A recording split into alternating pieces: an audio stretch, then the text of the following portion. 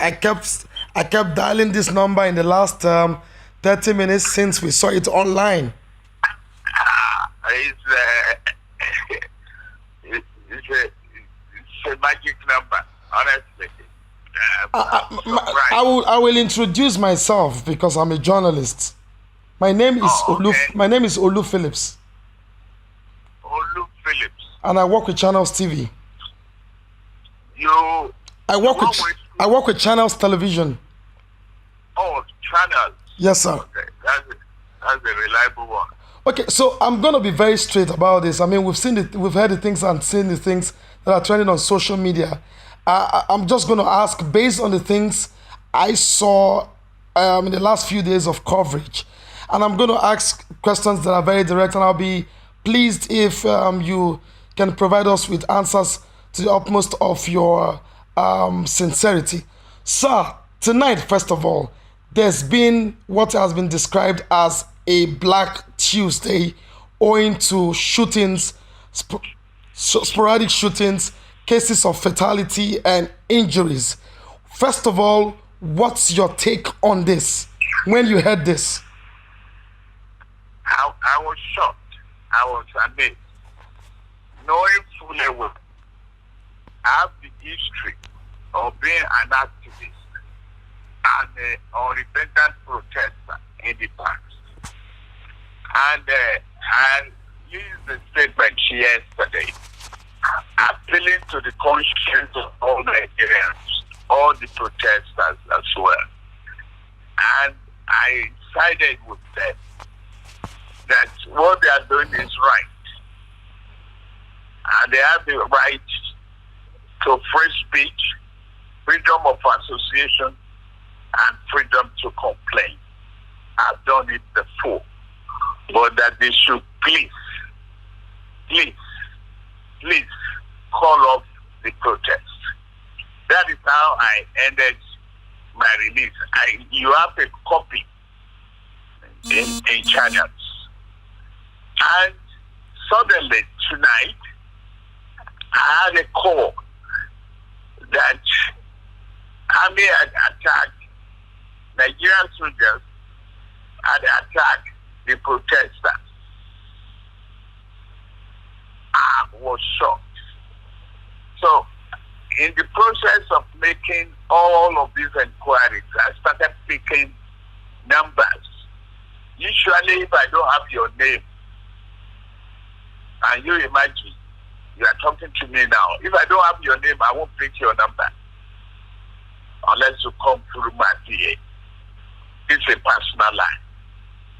But when lives of people are involved, and you in a democracy, you had suddenly that people are being attacked by military or people in military uniform with live bullets. You start to wonder. You are shocked. I am extremely shocked. Okay?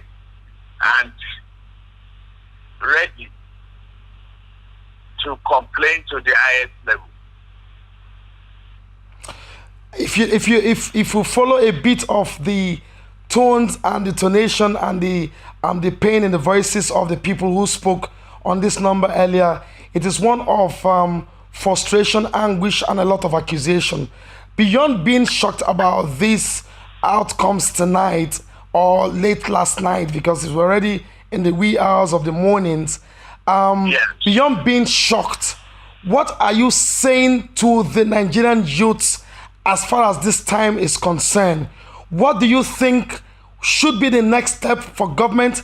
And in very strong words, how would you either describe or condemn this attitude or this act to demonstrate that beyond being shocked, there are other things that bother you as far as these actions are concerned? Lives have been lost. It is early hours of the morning. There is no way I can talk to the authority or wake them up now. I've tried to reach the NSA. I tried to reach the head of army. You don't call the president at this hour. But I strongly condemn the act. There are other means of settling all this person, even irritating protest. Why would they use live bullets? They are rubber bullets. We are parents. I condemn this act. In no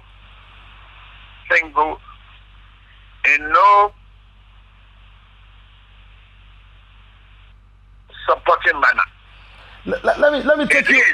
Yeah, sorry to jump in. Let me take you again on the frustration of many people. Now, there's been a lot of link to your name as regards what had happened to the toll gate, and the reasons are not far-fetched. Some have attributed and accused you of masterminding this because of vested interest in terms of business revenue that comes from the toll gate, and now these guys have occupied that place in days, and perhaps a lot of monies are being lost, and this may not augur well or go down well with any business owner. Do you own this business, and how much have you lost? No, I don't own the business. It's a public business. It is owned by Lagos State government. And the private owners, I don't even know. I'm ready to face all inquiry. Okay? I have no dime, no kobo investment in the toll gate. Now, just we're about 13 days or 14 days to the protest now. Before this, I was being accused and reported to the presidency that I was behind the protest. I was a sponsor of the protest. Okay? Suddenly, I spoke day before yesterday that silence is happening. It's tolerance of whatever is going on. I spoke against it, and I appealed to the youth. And I told the governor to please find means. And that is why he set up the Judicial Commission of Inquiry. The governor had gone to the home of one of the victims to even appeal to them. He has put 200 million naira together as part of, deposit for restitution and compensation for those affected. I will never be part of any carnage. I will never be part of that. Let me ask the you. Use of life, yes, go ahead. life ammunition. Yes. Is condemnable in totality. Let me ask you this straight again, as if the Nigerian youths are speaking. Did you, in any way, covertly or overtly, order or turn your eyes away, knowing directly or indirectly of this action that happened late last night, in any way, manner or means, order the shooting of innocent protesters waving Nigerian flag, sitting down in honor and in respect of the Nigerian flag, armless Nigerian youth? Did you, sir, do that? No.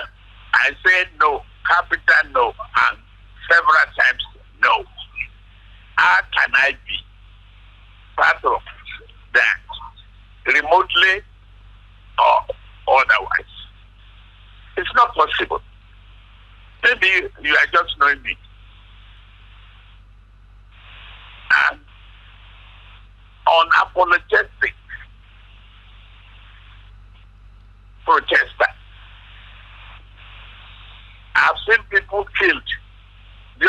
Abacha regime. I've condemned it. I've gone to detention. I've condemned it. I've gone to exile as a result of being recalcitrant that military must go. Okay? So, how on earth we have to,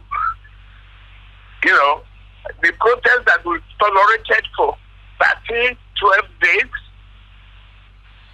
without incident, how can we suddenly become victim of our own exercise for peace? How can we shed blood? Innocent blood to end a protest? It's not acceptable. Yes, go ahead, sir. There are other means. Even if they refuse to leave the spot, you can use tear gas. You can use pepper spray. Yeah. You can use rubber bullets. Not life ammunition. And I don't believe that the president himself will authorize it. Honestly. What should be happening now? Because we have just few hours before dawn, before the light breaks, before the sun rises, and we begin to see in actual measure and in actual numbers the level of damage. What should be done? There are two parts to this. One, to assuage the young people who have done this peacefully, and what should the government be doing at this point to demonstrate in an unequivocal position that they will deal with the situation in such manner that people will be assuaded over this Black Tuesday. What will you be advising? First, my own advice to the government is to fish out whoever gave the order and put them on trial. Okay? First, I agree the government too, that the government is slow in fishing out those SARS who were involved in the brutality and the killing of innocent citizens that created the protest in the first place. Okay.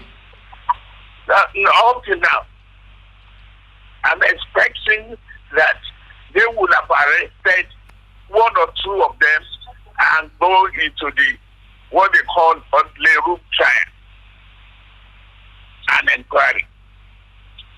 Being suspended from the police. Now, whoever ordered the attack of tonight should be brought to book. It is only the chief of army staff and the president who can give that order. Can't a GOC do so? You say? Can't a GOC do so? I don't know. I don't know the army regulation that much. I don't think a GOC he has to give a free report. He can easily arrest those people too and put them in the room and report to the head of chief of army staff, and then who in touch will report to the president. And the president will have to address the situation. And on the part of the youth, what's going to happen? How are you going to deal? How are we ever going to be able to calm the frayed nerves of these young people who have lost their lives, people's children, people's cousins, people's relative? How is this ever going to go away in our history? How do we deal with this? I sympathize with all concerned. I have not, made any confirmation to the extent that there are casualties okay, has not been able to confirm. In fact, I've been trying to reach the governor. I will continue to try. I doubt if I will sleep till daybreak. Yeah, this number has to keep ringing. You can't even afford to switch it off, sir. I will probably switch it off. It is enunciating. It is troubling. I thought I could talk reasonably to some people, but if I've been accused wrongly of plotting against this government 3 weeks ago, then I spoke in support of the protest, and I vouched for the government that they will change and there will be reform. Reform is not quick and easy things in the police nor in the army. So, we the leaders, we've lost our sleep. We've lost our peace of mind. We just have to deal with it. Finally, sir, so that I don't take much of your time, if you were the governor of the state, for instance, today, or you are in the position to take very drastic decisions over what has happened some hours ago, what will you be doing, sir? Well, I may have to let go some people, fire them, and appeal to Nigerians. And set a commission of inquiry to check the reasons for anger. Now, equally address the question of employment and unemployment. Equally, look at the welfare of the police as well as that of the army. And reprimand and deal with the officers who gave the instruction, the order to kill innocent children. They are innocent. They are not criminals. But if they allow criminal elements to infiltrate them, well, there are so many other ways to treat it. There are many ways to skin a cat. Do you smell a conspiracy? You say? Do you smell conspiracy, sir? Yes. I do. I'm not even sure the Nigerian army. I'm not sure yet. If I am, you see all this ragtag uniform all over the country. I'm not sure how well the uniforms of the army are controlled. Okay? But that is not as critical as the life and the bloodshed that had occurred. I'm going to put you on the spot in few seconds and that will be my final take for this moment. Do you think this government have failed Nigerians and especially the young people with the demonstration of what we have seen some few hours ago? I won't pass that judgment now. Okay. I will not. That is why you heard that I was making all sorts of telephone calls. Okay. to explain to people, to educate them, to douse the tension. That's my limit of power. Okay? Yes, sir, I'm here. It's not because of any other interest. There's a limitation here. Absolutely. I can't command the 2 members of Nigerian Army. I can't. Except I can only control my own personal security guards. I cannot pass judgment on the president until I find out whether he gave the order or not. Nigerians will be waiting to see and hear the outcome of this call or this reach out to Mr. President, because that in itself will help, perhaps, I use those words advisedly, perhaps insulate or assuage frayed nerves over whether you had hands in this or not. So the days ahead will be interesting, because the things you would have to say to the president and the response you'll be given would really tell us what the true pictures are. I hope you will be available to respond to that as soon as you can reach Mr. President, because Nigerians and the international community will be waiting to hear that.